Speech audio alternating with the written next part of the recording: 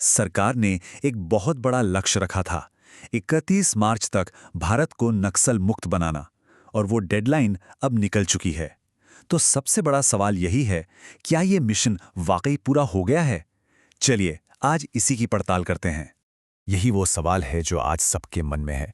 दशकों से ये जो वामपंथी उग्रवाद, जिसे हम नक्सलवाद कहते हैं, इसने देश के कई हिस्सों को अपनी चपेट में ले रखा था। अब जब सरकार की दी हुई डेडलाइन खत्म हो गई है, तो ये देखना बहुत जरूरी है कि हम आज असल में कहाँ खड़े हैं। तो सबसे पहले बात करते हैं उस लक्ष्य की जो सरकार ने अपने सामने रखा था। ये कोई छोटा मोटा लक्ष्य नहीं था। लक्ष्य बहुत ही साहसिक था। 31 मार्च 2026 तक नक्सलवाद को पूरी तरह से खत्म कर देना। गृह मंत्री अमित शाह खुद इस मिशन की अगुवाई कर रहे थे। तो आप समझ सकते हैं कि ये कितना हाई स्टेक्स मिशन था। और इसका मकसद सिर्फ हिंसा खत्म करना नहीं था, नहीं, बल्कि उन प्रभावित इलाकों में विकास की एक नई उम्मीद जगाना था। तो ठीक है, लक्ष्य तो बड़ा था, पर नतीजे क्या रहे? आइए अब एक नज़र सरकार की सफलता के रिपोर्ट पर डालते हैं। अगर हम सरकारी आंकड़ों को देखें तो तस्वीर बिल्कुल साफ दिखती है। नक्सली हिंसा में जबरदस्त कमी आई है। ये ग्राफ देखिए, ये दिखाता है कि पिछले कुछ सालों में हमलों की संख्या कितनी तेजी से नीचे गिरी है, और यही सरकार के दावे का सबसे मजबूत आधार है। और ये कामयाबी सिर्फ हमलों की संख्या तक ही सीमित नहीं है। कई मोर्चों पर बड़ी सफलता मिली है। कई बड़े नक्सली नेता या तो मारे गए हैं या फिर उन्होंने सरेंडर कर दिया है, जिससे उनका पूरा नेटवर्क कमजोर पड़ गया है। जो इलाके पहले नक्सल प्रभावित माने जाते थे, उनका दायरा भी काफी सिकुड़ गया है। और तो और सुरक्षा बलों ने उन जगहों पर भी अपना कंट्रोल वापस पा लिया है जिन्हें कभी नो गो जोन माना जाता था। लेकिन सरकारी आंकड़े हमेशा कहानी का सिर्फ एक ही पहलू दिखाते हैं। असल में जमीन पर क्या हो रहा है, इसकी पूरी सच्चाई समझने के लिए हमें थोड़ा और गहराई में उतरना होगा और एक्सपर्ट्स की राय को भी सुनना होगा। और यहीं आकर कहानी थोड़ी पेचीदा हो जाती है। एक तरफ सरकार का कहना है कि मिशन लगभग पूरा हो चुका है, नक्सलवाद अपनी आखिरी सांसें गिन रहा है, तो वहीं दूसरी तरफ एक्सपर्ट्स चेतावनी दे रहे हैं कि इतनी जल्दी जीत का ऐलान करना ठीक नहीं होगा। उनका मानना है कि कई प्रमुख इलाकों में नक्सली गतिविधियां अब भी जारी हैं। और ये चुनौतियां वाकई में बहुत गंभीर हैं।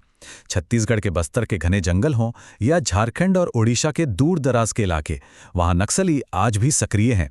इन जंगलों में ऑपरेशन चलाना सुरक्षा बलों के लिए एक बहुत बड़ी चुनौती है, और शायद सबसे बड़ी लड़ाई तो स्थानीय लोगों का भरोसा जीतने की है, जिनके मन में डर और असुरक्षा का माहौल अभी भी बना हुआ है। लेकिन ऐसा भी नहीं है कि सब कुछ निराशाजनक है। जमीन पर बहुत कुछ अच्छा भी हो रहा है। जिन इलाकों से नक्सलवाद का साया हटा है, वहां अब विकास की रफ्तार तेज हो गई है। दूर दराज के गांव तक नई सड़कें पहुंच रही हैं, बिजली पहुंच रही है, और सबसे जरूरी बात, वहां के स्थानीय युवाओं को रोजगार के नए मौके मिल रहे हैं। ये दिखाता है कि सरकार की दोहरी रणनीति, यानी सुरक्षा के साथ साथ विकास, काम कर रही है।